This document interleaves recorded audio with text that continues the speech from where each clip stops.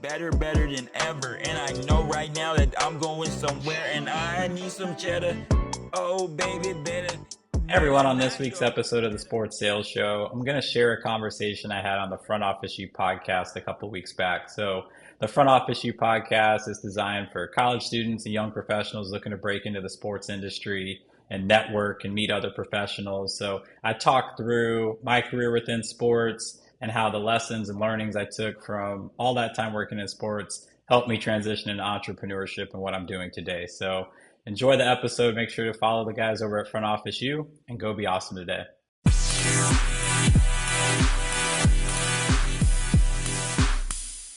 We are back here with Front Office U Fridays, here with a special guest. Before we get to him, here with my co-host Ryan. Ryan does have his off season officially, so he's actually being able to kind of relax here. But Ryan, how's everything going? Yeah, things are good, Victor. Very excited for the podcast today. Should be a good one. I know our guest has a ton of experience working in professional sports and even now what he's doing in the marketing and consulting world. So really excited for this episode. Glad to be here with you. Happy to hear that. And let's get to our guest here. Our guest today is Andre Luck, co-founder of Four Leaf Marketing and Consulting. Yes, that's a long title, but Andre, how's everything going, and what does that kind of entail for you when it comes to working there? Yep. No, I'm doing great today. I'm excited to be here, excited to be part of the episode. And yeah, Four Leaf has a special meaning. Our last name's Luck. So my wife and I, we co-founded this together. We were coming up with different names, and I was like, what about Four Leaf? Because, Four Leaf Clover, Luck. So kind of, like I said, it can be a little lengthy, but we just roll with Four Leaf. But no, the business is doing great. Happy to dive into that and anything else throughout my career working in sports. So excited to be here today. Very clever, and I always like the backstory of figuring that out because I think when Ryan and I were thinking about our podcast, like we needed some help outside. So the fact that you and your wife were able to come together and put it all together was pretty incredible. And we'll talk more about that process as well as the story behind it. But before we get to that, we all start thinking of where we want to go to university. You had the opportunity to obviously go to Arizona State University. If you are watching this on YouTube or watching in general, he does got it right there. He's pointing at his incredible background of having an Arizona State football helmet there. But tell us kind of how that decision, came up and ultimately why you made that decision to go there. Yep. Yeah, I was a military brat growing up, but from like fifth grade up until after high school and college, I grew up in Arizona. So right outside of Phoenix, city called Chandler. Grew up watching Arizona State sports, blood, maroon, and gold still do to this day. And so I knew I wanted to get into business. They had a really good business school. I didn't know what that meant. Like all I knew growing up was my parents were like, you're going to go to college and get a degree and work in business. So I just like work at some like big building. And so I wanted to stay close to home. It was 20 miles down the road, 20 minutes down the road. It was, perfect fit. Got my business management degree. And yeah, I enjoyed the time there. A lot of people look at Arizona State as a party school. Definitely had fun there, but it was just a school down the street. And I'm blessed at the opportunities that came of it. I couldn't have pictured the opportunities it would have led to, which actually got me into sports, which wasn't the plan going into it. But yeah, it eventually got me into the sports world. Pretty incredible to hear that. Yeah, it's definitely a party school. I have some friends who went there. They told me some crazy stories, but I'm sure you kept it professional when I came to the Yeah. classroom and everything there. But you brought up the cool part of like you weren't thinking about actually working in sports until you were there. So obviously curious on kind of how that maybe Yeah. transition to that because like you said, you're like thinking, oh, okay, go to college for business, working like a skyscraper or something like that, where it's a 9 to 5 job. Just curious on kind of how your mind kind of changed as we tend to do when we do go to college. Yeah, yeah. So I graduated high school in 2003. So I was there was in the state from 2003 to 2007. And so sports business was starting to be a thing. Like inside sales teams were starting to pop up. More sports teams were starting to look proactively, but there wasn't like this network.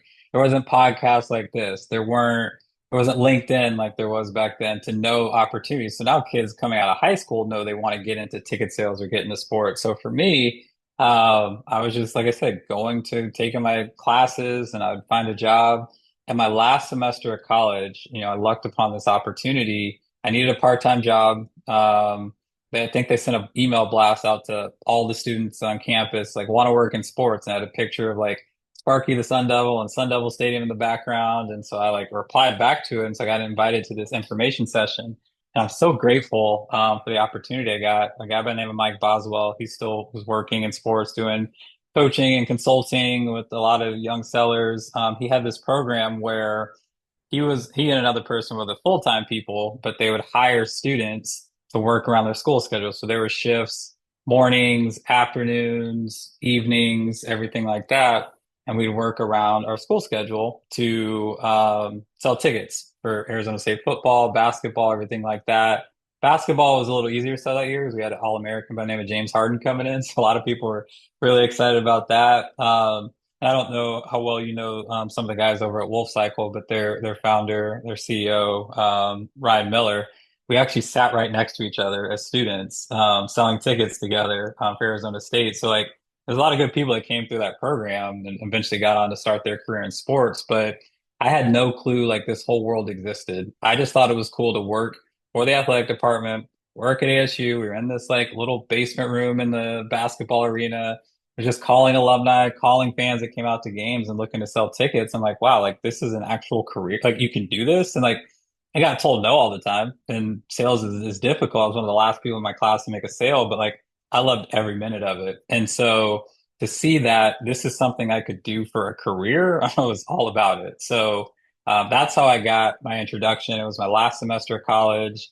At nights, Monday through Thursday, I would, 2.5 hours call people and sell season tickets. And that led to eventually getting into a full-time role in the sports, which we could talk through. But that was my introduction into the sports business world. A lot to uncover there. I mean, you go from working with someone who's now, obviously start of the Wolf Cycle, which is now a huge thing. I mean, gosh, we use it here at the Seattle Torrent, and I know a lot of teams now do, and it really comes down to relationships, right? Like building that relationship, trusting that person, and the fact that you sat right next to him the whole time. Now you see you guys are both doing incredible things. It's pretty incredible. I think it's also something to realize, like take some time to know who you are sitting around because like that could be the next CEO, that could be the next, Yeah. if you're sitting by me, probably not the CEO, I'd probably be a little bit lower. But in general, like you said, like Hey, now, taking if you would look back at both Ryan and I, neither of us probably would have been like, oh, this is where we're going to be 20 years from now in our career. So that is true. Yeah, I think positive and especially in sales where you do get said, a lot of no's in general. And it's good that you took the opportunity to do that because I can imagine a lot of people are like, I'm not going to do that. Like, why would I do that on Monday through Thursday where I could, Arizona State, right? I could go party Mhm. or hang out with people, go to sporting events, but you wanted to be there and learn the process. And you said you were the last person to make a sale in your sales class. I was too, so we got that in common. But Yeah. curious on your first sale, how was that experience? Because people always talk about like your first sale, and I remember mine was basically $100, so we didn't keep the lights on for that day. But for you, like, what was that experience like? And like, can you kind of walk through of like how that process kind of came up? Yeah, I remember it vividly. Oh, at least like making the sale. Like once the lady said she's ready to move forward, I like blacked out. Like I had no clue to do. So we were very structured on like our script that we had to follow. And it was good for us because we're students. So like he didn't want us going off the rails saying whatever. Who knows what we'd say.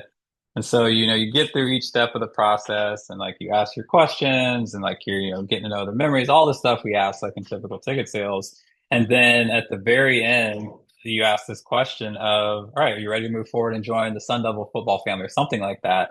And I had said this for like 2 months straight, over and over, hundreds of times. People were like, no, I'm good, or whatever objection you're trying to overcome. She's like, yeah, let's go ahead and do it. And I was like, I don't know what to do now. Like, I'm like, do I go in the ticketing system now? I'm like trying to call my boss over. I'm like, put her on hold real quick. But that thrill, that excitement, like that was a lot of fun. And like, that was like that.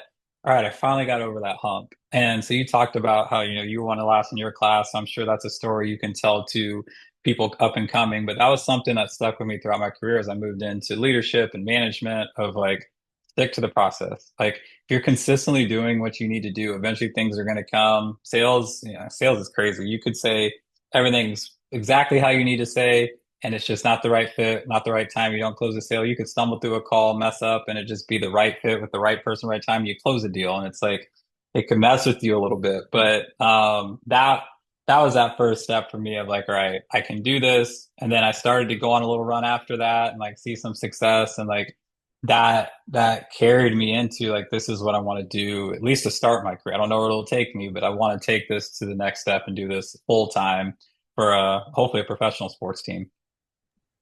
It's great to bring that up too, right? Like now being a leader, you have to have those conversations. Like, look, I used to be in your shoe. Like I wasn't the best seller. It took me 2 months, right? Like Hmm. some players, and professional athletes, like they go 2 months without scoring or something. They're probably not on the team, in general. So the fact that you're able to kind of share that, like, look, it's a whole process.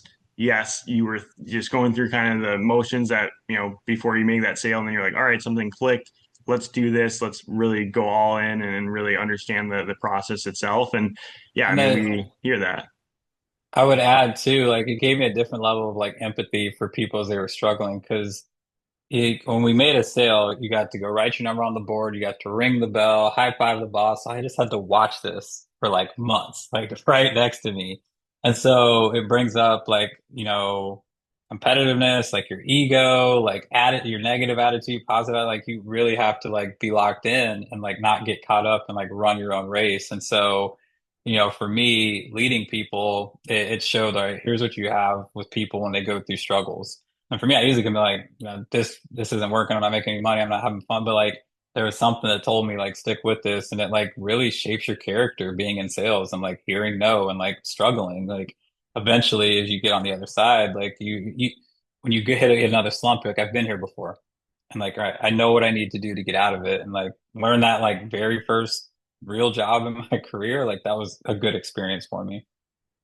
Yeah, I think the thing too to look at that whole process is like understanding the fact that, like, look, I, after, at least for me, the first 3 months I was struggling. It took me 3 months to make a sale, so you're a little bit better than I was. But also, like, think of it as like a lot of people quit after they, if they're not good at something, they quit. Like I remember the first time I got an interview, thought I was gonna get the position, didn't get the position. I was like, all right, well, obviously it's not me, it's them, right? And so the fact that you bring up the positivity and understand, like, hey, like, you can think as negative as you want, but no one's really going to help you. You're going to be the one that has to set yourself apart. So that kind of leads into the question here, like, what was something that set you apart versus, someone else, when it came to, getting positions later in your career?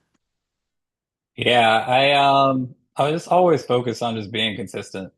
And I never got too caught up in sport. I think we've done a better job of this, but like early in my career, like there was very much like here's your path. And if you're not, an AE after a year or a senior AE at, a year and a half and an inside sales manager at 3 years, you're falling behind. And like I had to get off LinkedIn for like a good year, 2 years early in my career because I'd be like, that person's a manager. Like, how did that happen? Like, I'm better than that. But like, and like all these like negative emotions early in your career, like creeping into and like taking you off focus of like where you need to be. So I think like just being centered, I had really great leaders who focused on like me as a person, individual, making sure I was developing, growing personally and professionally.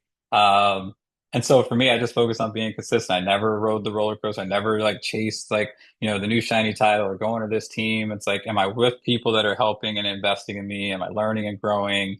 Am I showing up every day and just being consistent? I share this with a lot of people. Like sales is difficult, but it's also not as hard as we make it. If you just show up every day and do what you need to do, like over the course of 52 weeks and doing what you need to, like you're going to have success. I knew on most Mondays, people were either hungover or they, or stumbling coming into the weekend, talk about their weekend. So like as long as I just showed up on Monday and then Friday as everyone's kind of winding down, like I just had to keep up with you Tuesday, Wednesday, Thursday because I knew I was going to beat you Monday and Friday if I just showed up and did what I needed to do. And so I think that paid off over time. I never got too high. I never had those low lows. I was always consistent.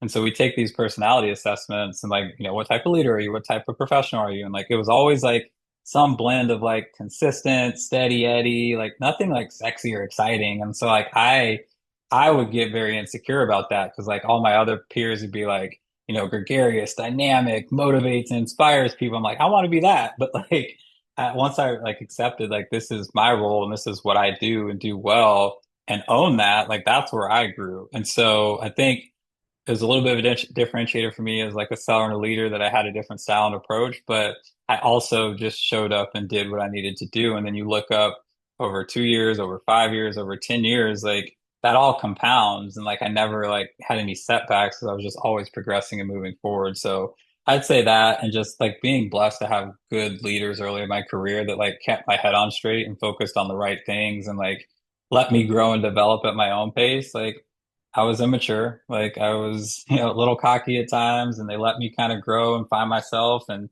stumble when I needed to, but pick me up and love me when I needed. So I'd like to take credit for it. And I think there are some like traits and skills that definitely helped me, one being consistency. But as I look back, 15, 20 years ago, a lot of it was like the leaders and like just being blessed in the right situation with good people that created this environment that we all raised our game. Like we all, I started, we didn't get to it yet, but I got started my career at the Arizona Diamondbacks. And as I look back on like that group that we started with, there's managers who are SVPs now. There are SVPs who are C levels. And there were reps who all went on to be like, there's like 15, 20 of us that went on to be like, VPs and higher throughout our career that were just this group of people just all together, just trying to sell some Diamondbacks tickets in the mid to late 2000s. So I think that environment really cultivated and set the stage for where I was going to go off in my career. Well, consistency is something Ryan loves. He brings that up in podcasting in general. And honestly, every day this reminds me. And it's something that I think we always tend to think it's easier than it is. And the fact that you're able to do that, look back at that as well as just the leaders. Because in sports, like as much as you want to say that you can go to a team and succeed, if you don't have the right leaders and the people who are going to push you as well as just like be there if you do have a tough day, like you're probably not going to see as much growth. And I think that's huge in everyone's career. Like I've heard always good things about the Diamondbacks in general, just because of the fact that they're able to invest. And I have a coworker who's been working there for, I think now 5 years. He loves it. So it shows you Mhm. that they continue to excel and have great, obviously, leaders there as well. And the fact that don't compare yourself to someone else. I did that every day, and that's probably why I didn't grow as much as I wanted to. And then the ego part, it took me like 4 years to figure that one out. So a little bit late bloomer on that end, but I can totally relate with that because on the sales side, you want to make sales 24/7 and you want to be better than everyone. But if you're comparing someone to yourself, like that's just impossible because you have different potential than they do. So the fact that you said a lot of these people went to VPs and higher ups on that end, like just shows you that, like, look, everyone's path's different. It doesn't necessarily mean your path's going to be exactly the same, right? So the last thing I kind of wanted to say here before I pass it to Ryan here is like, what sports did you play when you were younger? Because that's always something that I'm always fascinated because I think a couple episodes ago I learned what squash was. Couldn't tell you exactly all the rules, but like the sports that people play in general, I think is pretty incredible to see. Obviously, why they're in the sports industry. Yeah. I mean, sports was my life. Like my dad, he was a big basketball guy, but he had, me and my brother, my sister playing all kinds of sports. But like for me, my main sport growing up early was basketball because like, that was MJ in the 90s and like we'd watch the NBA on NBC and like I love basketball. And then as I got into middle school, everyone kind of grew and I didn't as much. And I was like, all right, like maybe basketball isn't my thing, but I love playing baseball too. So baseball from middle school on was my sport, and so you see my Griffies there. I have a dog. I named him Griffey. Like baseball was my thing, and so all through high school, even like in college, I played in like men's baseball leagues. Like still playing, like trying to hold on and like keep playing baseball.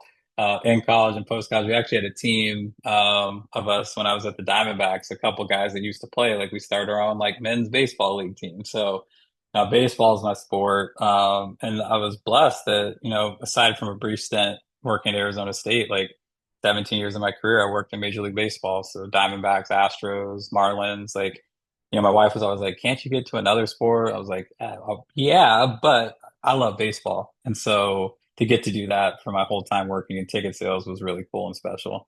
Because I'd be watching it anyways. Like if I wasn't like we worked, 40, 80 games, whatever it may be, if I was at home, I'd just be watching MLB Network anyways. I might as well be there working, getting paid to do it because I'd be watching the game anyway. So Yeah, baseball is always one of those sports that I always find so like relaxing in a way. I can't necessarily, watch a whole baseball game because I fall asleep pretty easily for anything. Ryan knows this, pretty obvious, and it's kind of embarrassing. But it's nice to hear that like the baseball side, like basketball, and until people started growing, you're like, all right, let's switch to baseball. It doesn't matter what the size you are, you can still play, and then playing obviously with your coworkers too just shows you how close knit the community is on the sports side. So I'll pass it here to Ryan to share more on your sports experience.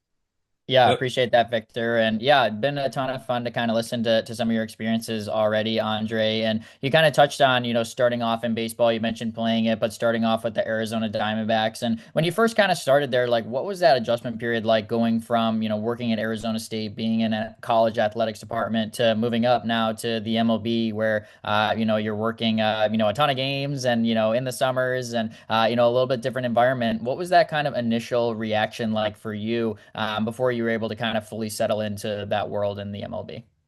Yeah, there's a lot of similarities because it's still ticket sales, but definitely a lot I needed to learn and grow. And so I probably went into it a little overly confident. I'm like, oh, I've sold tickets before, but like it's a different sale, like different clientele, different product that you're selling. There's some similarities, yes, but there's a bigger expectation now. Like you're going moving from selling 6 to 7 home football games to now 81 home baseball games. And talking to businesses versus alumni and like all those different things. So I did well. Like it was a seamless adjustment because a lot of like the best practices were the same, but I definitely had some maturing to do. And like now you're on a staff with like people who've been selling like for 5, 10 plus years in your career. So to me, I saw that, I leaned on a lot of the leaders there to learn from them and like saw that as an opportunity to like, right, really step my game up and like, all right, I don't want to be last on the sales board. So what do I need to do to keep up and how do I need to adjust and everything like that? So it was a ton of fun, but definitely a couple years to like really learn, right, this is the difference selling college versus selling Major League Baseball and how you need to adjust your sales approach a little bit. Yeah, absolutely. I feel like that's a big part of it too. You talked about, getting to know and to network with the other people you work with. And I think so often, that can be something that we forget to do at times, getting to know the people that we work with, because they may be able to move on in their careers and help us out at different points as well. And kind of along, the same kind of lens there, you talked a little bit earlier kind of about your mindset in terms of your kind of work ethic and being consistent and, working hard on those days where maybe some other people are kind of lounging into work or looking to get out early. But in terms of your networking, Andre, like what would you say has kind of been your mindset in terms of how you've been able to grow in that area? Because I think we all know how important, that aspect is in sports. You touched on earlier, kind of going through that in a time when, there wasn't LinkedIn and there wasn't as many of these opportunities that we may have now. What would you say has kind of been your overall mindset in terms of how you've approached your networking in your career? Yeah, I wish I had done more of it earlier in my career. As an introvert and someone who kind of keeps themselves in like very close knit of like, right, I got my crew, I'm good. I was fortunate that, a lot of the leaders and mentors I had, they had worked at other places. So they brought me into other circles. They're like, hey, meet this person at this team, meet that person at that team, where I should have probably been the one proactively like seeking those out. But, I was fortunate that I got to build my network pretty quickly. Or, I would just be in it, like people would come visit the office and they'd be like, hey, meet this person. He's at the Suns or they're from the Hornets. And like I would slowly start to build this network. And so I say I wish I had done it sooner because now and where I'm at in my career, like I wouldn't have been able to start my business if I wasn't as proactive as I was on LinkedIn and meeting new people and connecting. Once I got into leadership, I would set up calls on like a monthly basis with just another manager at another team. And like, hey, what are you all going through? What are you all working on? And like slowly you start to build your network. Like, who else should I talk to? And they tell me to go to talk to this person at that team. And so that started to become commonplace. And the leagues do a great job too of like having monthly calls and like setting up these like environments and like platforms for you to network and meet other people. But I would say anyone starting on their career, start now. LinkedIn now is like the robust of people you could tap into. Send them a quick message. Hey, do you have 15 minutes? I'd love to pick your brain. I take those calls, 99% of the time, unless I just missed the call or missed the message. Because I know how humbling it is and like how much courage it takes to reach out to somebody. But two, you never know what you're going to learn from somebody and how you could pour back into someone.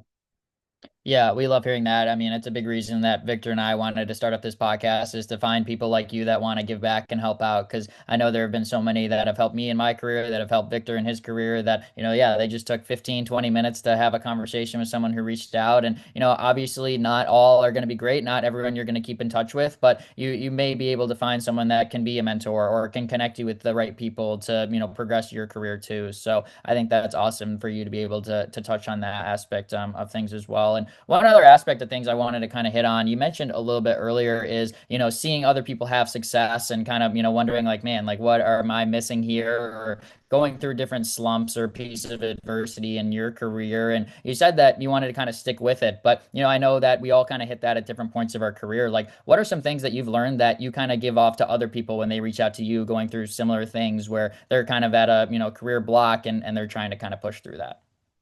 Yep.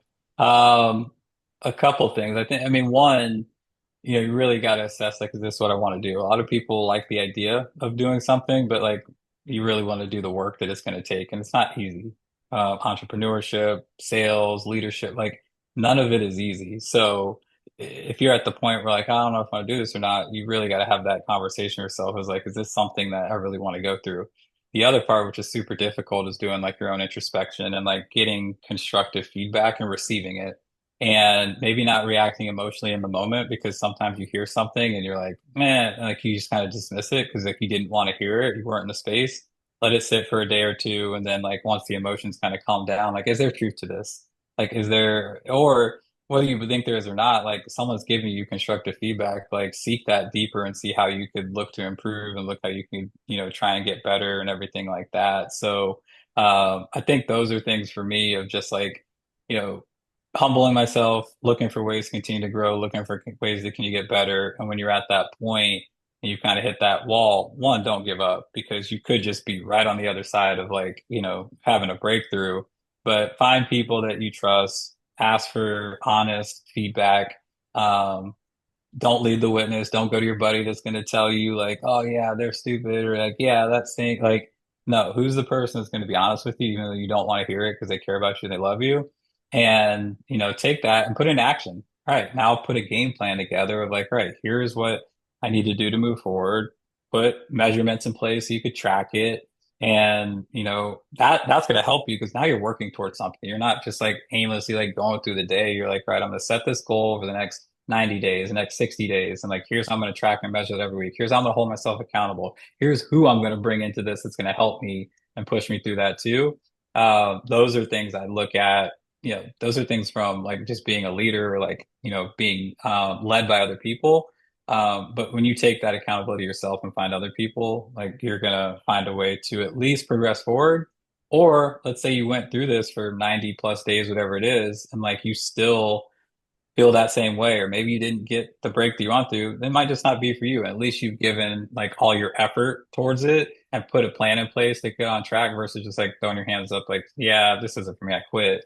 You attempted and like that's okay. Like you can pivot. You can go do something else. Like we're all young. Like there's still so much life that we can go live. So Yeah, love hearing that answer from you on that, Andre. Definitely agree that, I've certainly been in those moments where you kind of receive some of that feedback and, maybe at first your reaction is like, no way, like this does not apply to me. And then, it's crazy how, you just let that sit for a day or two or even a couple days. And, you can kind of reflect back and say, oh yeah, there is some truth to this. And, I think that's all kind of having that growth mindset and being open to learning new things and receiving constructive feedback. Because even like you said, it's easy to surround yourself with people that are like, oh yeah, you're doing everything right. This sounds great, but finding those people that, want to push you to be better and want to see you continue to grow, I think is so impactful as well. And kind of on that same note, you mentioned your experience with the Diamondbacks, but you also worked in the MLB with the Houston Astros and with the Miami Marlins as well. So would kind of be Yeah. interested to, as you kind of reflect back on, your, variety of experiences within different organizations, like what are some of those kind of little things that you've taken from other leaders within those organizations or the culture within those,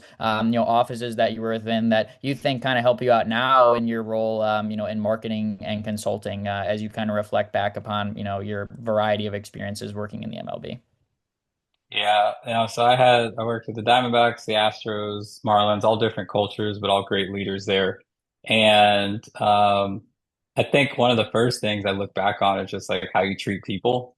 and looking at them less like a number. Because like in what I'm doing now of like consulting and trying to, work with different teams and like finding clients, like it could be very transactional if I wanted it to be. But what I've learned is a lot of the relationships I've built, a lot of the people I either worked with in the past, those have become clients of mine because of how I treated them when they were a rep for me, or when they were a coworker of mine, or they were referred for me, or I was referred to them through someone, and just like that character and like that integrity you keep and things like that. So I'm so fortunate that, yes, we talked about ticket sales and sales execution and like how do you become a better leader and all that type of stuff. But a lot of what, we really focused on was like that personal growth and development. We would do Monday morning book clubs. We would, read leadership books and like be honest and open with each other about like our strengths and weaknesses and get vulnerable. And like those are things that have helped me just be a better human to people and not get so caught up in like, all right, how do I close the next deal? I'm honest with people. I'm like, I would love to, do a training and take your money, but like, I want to look up 12, 18 months from now and say, did I really make an impact? Like, did we make like a transformational change across your ticket sales team in your department? And like, that is like what's most core to me, not get as many deals closed as possible, many clients as possible. It's like, where can I make the most impact and provide the most value? And I think a lot of that, as I look back throughout my career, um, kept me from looking so short term on like transactions, just closing deals, but like how do we form relationships? How do we develop and cultivate a staff and a culture and all those type of things that has now played into me being able to turn this into, a business that, my wife and I can like build and, take with us. Yeah, I think that's awesome. And, you've been able to kind of, turn that and use it to your advantage to say, hey, I have all this experience. I've learned from many different leaders at, the highest level. And you kind of take little bits and pieces from wherever you go into what you get to do now, which I think is so great. And you kind of touched on at the start, kind of, what you do now with Four Leaf and, all the, work that you do there. But as you've kind of gone into that role now for about 2 years, a little over 2 years, like what would you say have you found has kind of been the biggest challenge or maybe the hardest part about your role now, working as a co-founder of, kind of your own company? What have you kind of found in your experiences so far that you would say has been the hardest part of your job now? Yeah, I'd say the the biggest thing now is like when you work at a company, obviously you have to perform, but like you're guaranteed a paycheck like every 2 weeks or every month or whatever it may be. And like there's some day like you could take some days off and like as long as you're still doing all right, you're good. And you're an entrepreneur, like there's no days off.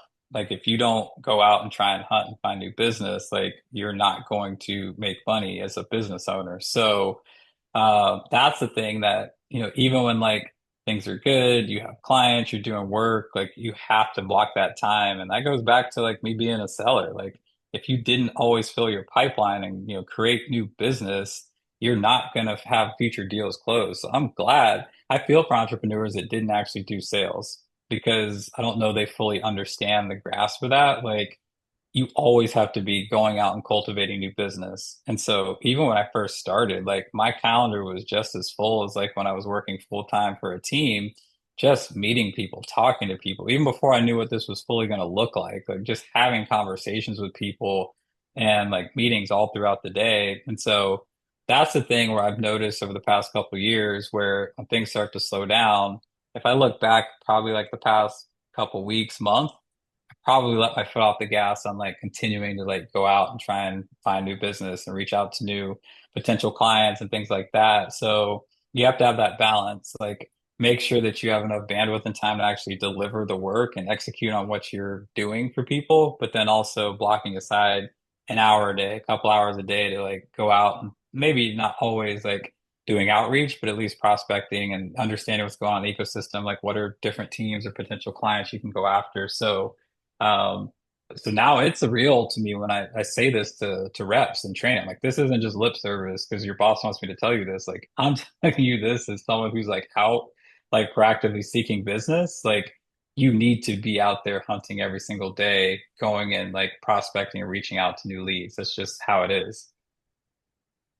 Yeah, I'm glad you touched on that because you touched on kind of your mindset of being consistent earlier. And I think there's no better example than kind of what you're doing now because even like you said, things could be going good, really productive week. Well, it's like, okay, well, we still got next week coming up. We got to start planning, preparing, setting up our schedule, setting up calls, and always looking ahead to new outreach so that you're in a great spot even a month from now and so forth. So that's awesome and great context for our listeners to hear on that. And I know we're kind of nearing the ending part of our podcast, but before we wrap things up, before we get into Flash Friday, I do want to ask about some impactful mentors that have kind of impacted your career. You touched on a lot of variety of experiences you had, already on this podcast. But as you reflect back to some of those people that really lent a helping hand to you, who are some people that come to mind that really made a positive impact and set your career off to be in the spot where it's in today? Yep. As I look back, my first inside sales, I talked to my very first boss, Mike Boswell. I think just getting my start in sports, like forever grateful for any chance I get a chance to shout him out and talk to him and thank him. Like I'm blessed. Like he easily could have passed on, and that my career never got started in sports, which wouldn't have led to all the other things that have happened in my life. So that's one. My inside sales manager, Jason Howard. So he was my inside sales manager and director at the Diamondbacks, brought me to Houston when he was VP of ticket sales to be the inside sales manager and eventually director of ticket sales there. Um, and then underneath him was a senior director, a guy named PJ Keene. He's the VP of ticket sales now for the Houston Astros.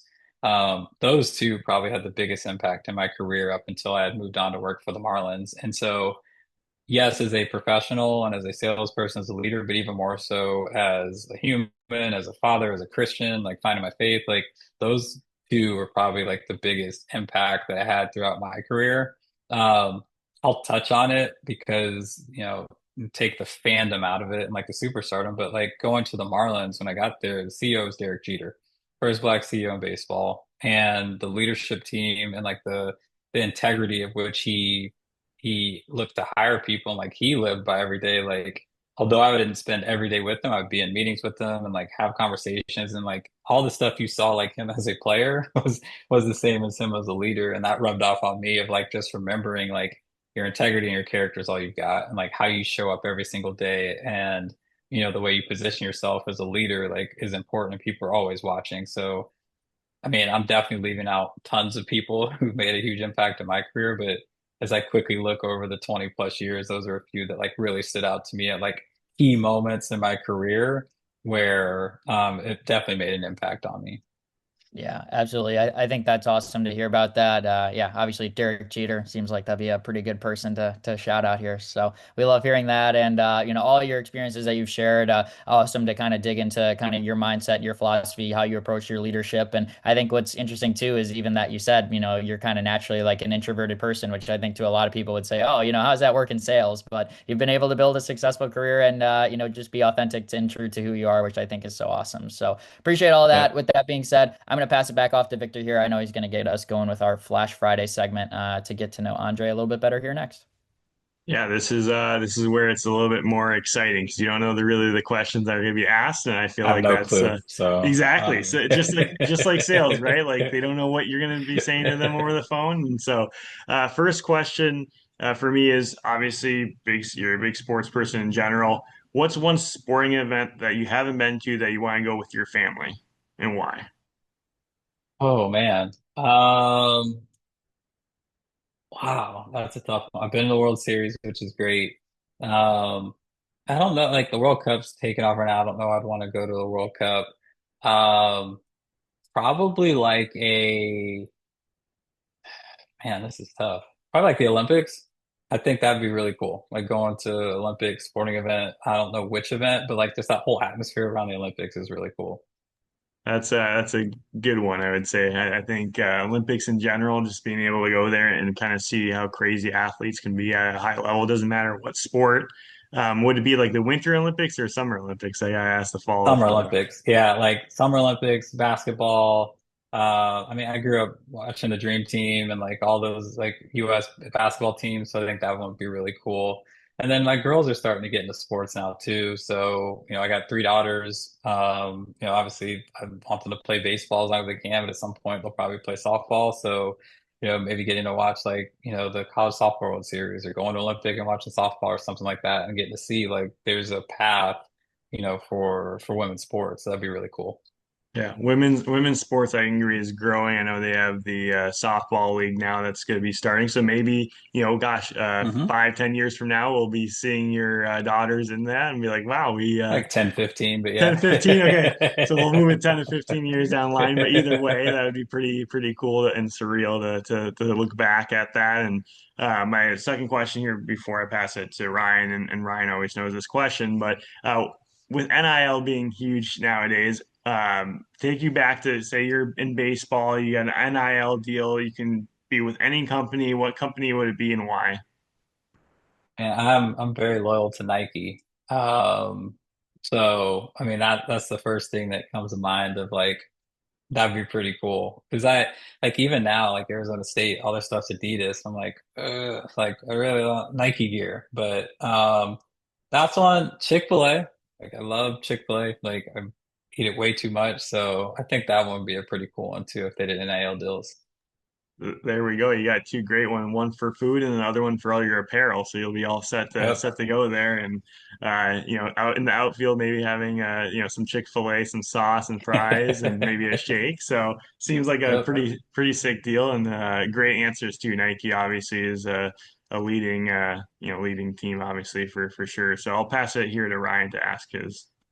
Yeah, love that answer from you on that, Andre, as well. My first question for you, I'll give you an option. Give me your all-time either favorite movie or TV show. So you can pick either option, but your all-time favorite for a movie or a TV show. Um, Man, I got a lot of movies. I think my favorite movie is The Sandlot, which is cool that my girls like they love that now too. So I'll go back to that, and then TV show, some mix of like Saved by the Bell or Fresh Prince of Bel-Air. Love that. That's awesome. The classics, absolute Yep. classics right there, for sure. So can't go wrong. Love those answers. And then my last one, before we wrap up, I know Victor asked about a sporting event, but let's say you get a vacation with your family, all expenses paid. This one's off the hook for you, Andre. But where would be somewhere that you would want to go on a vacation? Maybe somewhere that you have not yet been with your family or by yourself. Where is a vacation destination that you would like to visit that maybe you have not been to just yet? Yeah, my wife and I talk about all the time. Like, surprisingly, we haven't been to Europe yet. And so we had a trip planned, a cruise planned in 2020. Like, we were going to go down, like different parts of Europe, Italy, France, Spain, all that. And obviously, COVID happened. So we never did. We had another kid, life got busy. So, that's still on our to-do list is to go to France, or not France, go to Europe and take the kids to Europe and, kind of do that whole scene. So, hopefully next year we could do it. But yeah, that's the next trip on the list for the whole family. Love that. Just it's crazy how easy it is to get around in Europe. Like you just take a train or it's cheap flights or Yeah. everything. It's even now, like you mentioned, the World Cup being on, like all the Europeans coming over and seeing some of their travel stories. Like they can't believe how far they have to drive to some of these places. It's funny to me. But yeah, definitely gonna test. Europe would be a lot of fun for a vacation. So hope you and the family can get out there next year and make amends for what we didn't get Yeah. back in 2020. So been a ton of fun. Really enjoyed the conversation today, Andre. And for our listeners that have kind of made it all the way through to this point in the podcast, you mentioned this, you touched on it earlier on the podcast, but what would be the best way for our listeners to get in touch with you if they have any follow-up questions of their own, want to learn more about what it's like in the, sports industry? What would be the best way for them to get in contact with you?